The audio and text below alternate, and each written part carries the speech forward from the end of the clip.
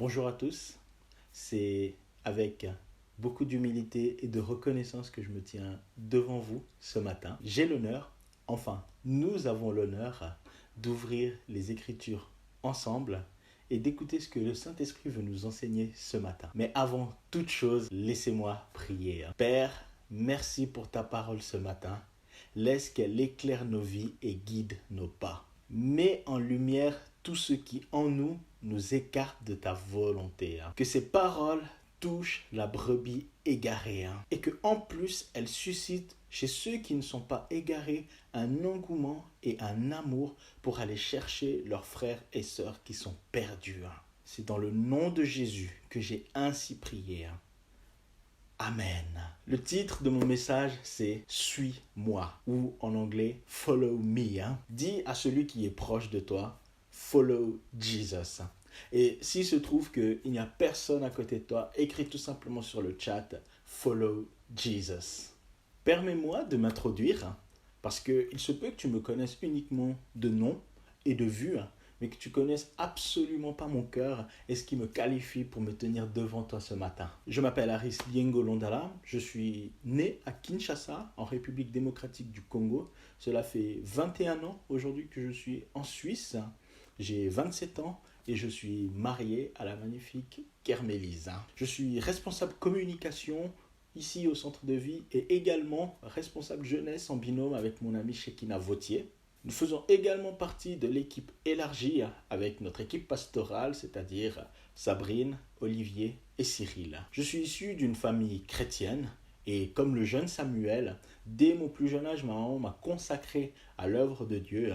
Et la parole, on va dire, prophétique qui accompagne ma vie depuis mon enfance, c'est « Mon fils, enseigne la parole de Dieu tant que tu vivras et toute ta vie, tu ne manqueras de rien. » Conscient de telles paroles sur ma vie, ma défunte grand-maman maternelle m'a initié aux réalités spirituelles dès mon plus jeune âge. C'était une femme très pragmatique qui ne vivait que pour 3 choses, Dieu, son prochain et son travail de commandante de bataillon dans la police nationale congolaise.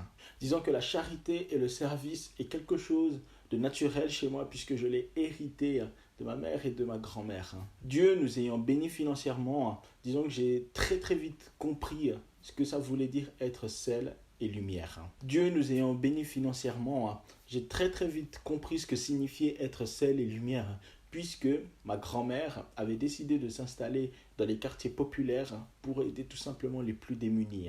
Donc tous les jours, dans notre parcelle, nous recevions différentes personnes, soit pour leur donner de la nourriture, soit pour leur donner de l'argent, soit pour payer leurs frais médicaux, ou tout simplement pour prier pour ces personnes. Bien que j'avais seulement 4 ans, ma grand-maman me disait « Aris, tu vas demander à cette personne qu'est-ce qu'elle a et qu'est-ce qu'elle veut.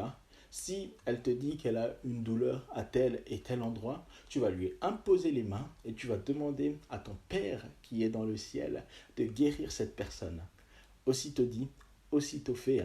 J'imposais les mains aux personnes, je priais pour eux et des miracles de guérison se produisaient au nom de Jésus. Mais malgré cet excellent départ, je vais quand même m'éloigner du Seigneur quelques années plus tard. Face aux injustices commises au Congo, mon cœur lâche et j'en arrive tout simplement à la conclusion que Dieu ne peut pas être bon.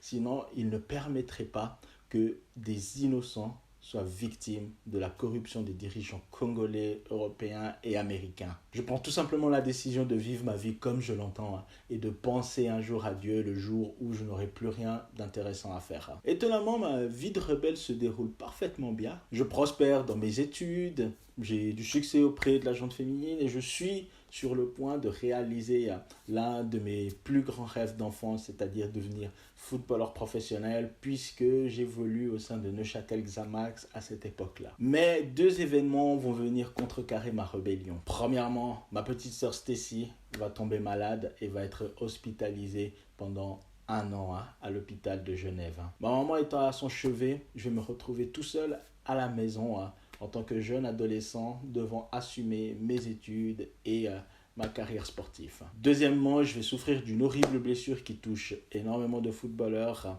c'est-à-dire une pubalgie. À ce moment-là, mon monde s'écroule, rien ne va plus. Je prends conscience que mes plans, aussi carrés qu'ils soient, je n'ai pas le pouvoir ni le contrôle sur les différents événements de ma vie. À moi tout seul, je ne suis pas en mesure de donner un sens à ma vie. C'est à ce moment-là que les valeurs chrétiennes qu'on m'a inculquées dès mon enfance refont gentiment surface. Je me questionne sur Dieu et je me mets à le chercher. Je ne suis pas encore décidé à suivre Jésus, je suis encore bien loin de la nouvelle naissance, mais j'avance pas à pas à mon rythme. Quand l'envie me prend, j'écoute quelques musiques gospel du répertoire de ma maman. Et puis un jour, pendant un moment de louange, je vais faire cette prière à Dieu, je vais lui dire, écoute, si tu me guéris de ma pubalgie et si tu guéris ma petite sœur, je suis prêt à remettre les pieds dans une église. Dieu, ayant une très bonne audition, m'accordera justement la guérison. Une blessure qui prend normalement des mois pour être guérie et remettre les pieds sur un terrain fut réglée en quelques semaines pour mon cas. Un coéquipier qui souffrait de la même chose n'a pas remis les pieds sur les terrains avant 6 mois, donc j'avais la preuve que ma guérison était totalement miraculeuse. Ma mère et ma petite sœur sortirent de l'hôpital quelques mois plus tard. Je me devais d'honorer la promesse que j'avais faite à Dieu. Donc le 25 juin 2009, je décide d'accompagner ma maman à un séminaire à la Chaux-de-Fonds. La vérité, c'est que je ne m'attendais pas à grand-chose, mais pourtant Dieu lui m'attendait de pied ferme. Ce jour-là, la prédication m'a touché. J'ai pris conscience pour la première fois de ma vie que j'étais rebelle et je n'étais malheureusement pas agréable à Dieu. J'ai toujours cru que l'enfer était réservé à des personnes comme Hitler ou Mobutu. Mais ce jour-là, j'ai pris conscience que mon choix délibéré de vivre ma vie sans Dieu, de la vivre pour moi-même, me qualifiait parfaitement pour l'enfer. J'entendis une voix audible et autoritaire me dire « Accepte Jésus comme ton Seigneur et ton Sauveur maintenant. » Lorsque l'homme de Dieu fit l'appel, j'ai pas hésité 30 secondes. Je me suis précipité et j'ai accepté Jésus comme mon Seigneur et mon Sauveur ce 25 juin 2009. Donc, dans quelques jours, ça va faire 11 ans maintenant que je marche avec Dieu. Je pensais déjà avoir fait le plus dur. Pour moi, l'histoire a été close. Je venais d'accepter Jésus et puis voilà, je continue ma petite vie de footballeur et en bonus, j'étais chrétien. En fait, j'avais pas compris ce que ça impliquait de suivre Jésus. J'avais pas compris ce que ça voulait dire. Et surtout, je n'avais pas pris conscience que Jésus n'était pas juste mon sauveur, mais qu'il était surtout mon Seigneur. Et là, ça change tout. J'ai compris qu'il était Seigneur le jour où il m'a dit « Suis-moi, je ferai de toi un homme bien plus grand que n'importe quel footballeur. » Vu la grandeur de Cristiano Ronaldo et de Lionel Messi, j'ai d'abord cru à une blague de très mauvais goût. Surtout que le foot, c'était toute ma vie. Et d'autant plus qu'un contrat juteux avec un grand club européen m'attendait. Par la foi, je décide de m'appuyer sur cette parole. Je vais renoncer au football et à tous ses privilèges et je vais décider de suivre Jésus sans savoir exactement qu'est-ce qui m'attend par la suite. Mais la question que j'aimerais te poser ce matin, c'est qu'a voulu dire Jésus par ces mots « Suis-moi ». Peut-on affirmer croire en Jésus sans avoir saisi le cœur de son message? Malheureusement, oui. Et c'est même bien plus fréquent qu'on ne le pense. Et ce matin, je nous exhorte à nous poser cette question fondamentale. Que signifie suivre Jésus? Suis-moi. Ce sont deux mots très simples, mais pourtant qui peuvent tout changer pour nous. Si nous répondons favorablement à cet appel de suivre Jésus, notre vie aura toujours un sens. Nous déborderons de joie, mais il y aura un prix à payer. Cet appel n'est pas une invitation à réciter une prière ou à s'asseoir sur le banc d'une église. C'est un appel radical et pressant à perdre notre vie. C'est un appel à mourir au monde et un appel à vivre pour Dieu. Demande à ton voisin, as-tu répondu à cet appel de suivre Jésus? Et si tu n'as pas de voisin, écris-le sur le chat. Dans son best-seller « Une vie motivée par l'essentiel », Rick Warren annonce la couleur dès les premières pages et il va déclarer ceci. Tout ne tourne pas autour de vous.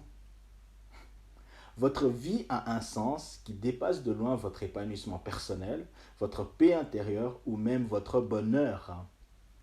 Elle a un sens qui dépasse aussi votre famille, votre travail ou même vos rêves et vos projets les plus fous.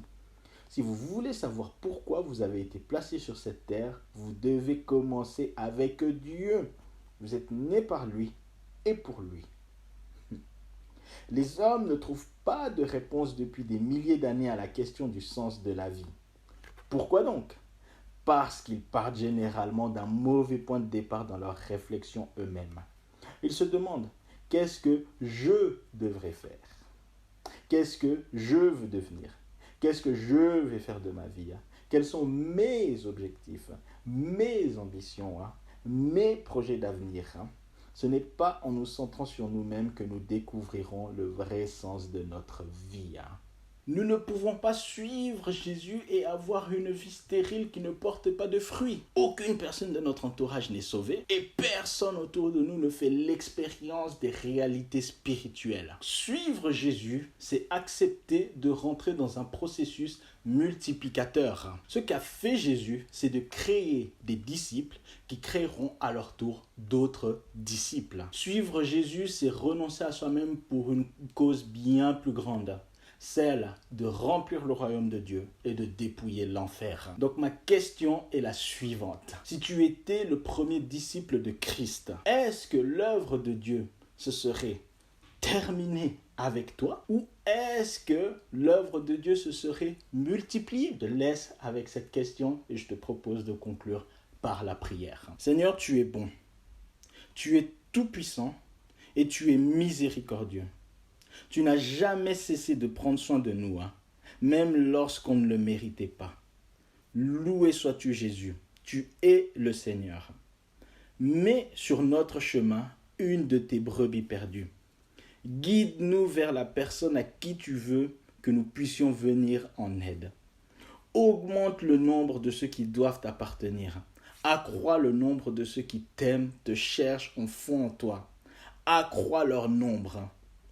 Seigneur, il nous faut une génération de croyants qui ne renie pas l'évangile. Il nous faut une armée de croyants, Seigneur, qui détestera les compromis, qui défendra ta parole contre vents et marées. Fais naître ce peuple, Seigneur.